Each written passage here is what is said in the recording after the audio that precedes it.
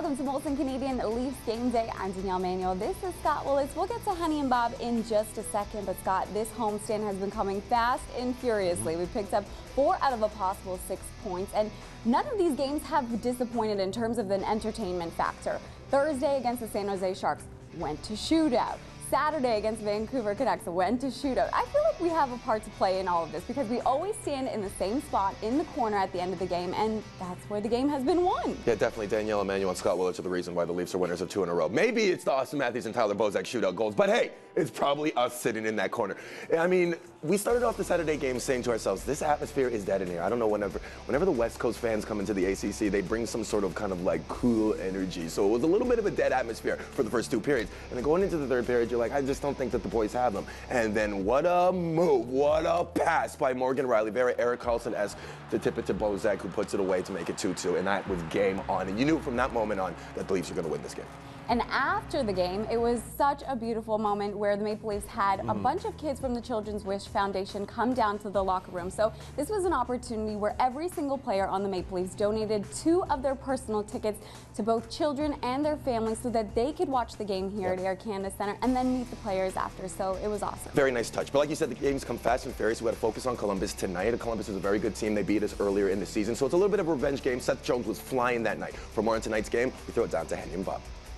Maple Leafs taking a 13-6 home record into this contest here tonight against Columbus, and Bob, in the event of another win here this evening, their best players are going to have to be their best players, specifically looking at the Matthews line. Matthews and Nylander. There's been no sophomore slump for these second-year players. Well, you're right, and I think it's something where Austin has had to deal with some injuries this year, but Willie, with 30 points now, is on pace to do what he did last year, and that's hit the 60-point plateau.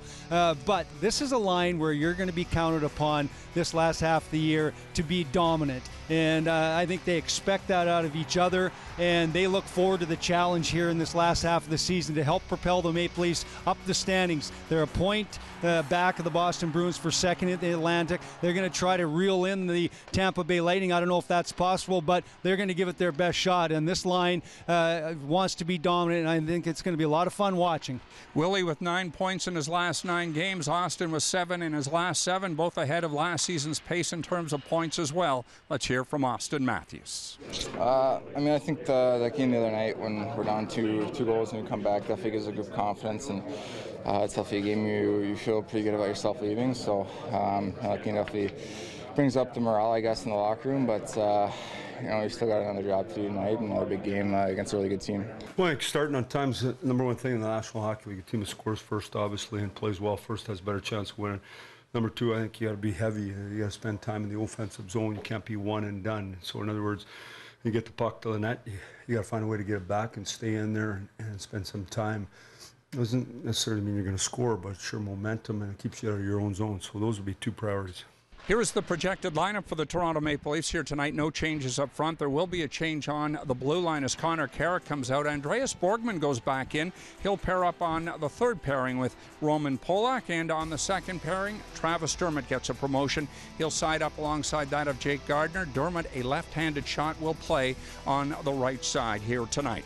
Frederik Andersen will get his 36th appearance of the season this evening. He has won 22 games already and has given up 2 or fewer goals in 15 of his last 21 starts, and Sergei Bobrovsky is the projected starter for the Columbus Blue Jackets. He'll make starts on back-to-back days. Has won only 3 of his last 9 starts, but historically in his career, a superlative 8-3 head-to-head against the Maple Leafs. Game time tonight on TSN 4, 7 o'clock. Joe and Jim will have the call on radio on Sportsnet 590 The Fan. Our coverage here on Leafs Nation Network will begin at 6 o'clock with Molson Canadian Leafs Game Day. Bob, Scott, and Danielle, and of course, yours truly. We'll see you then.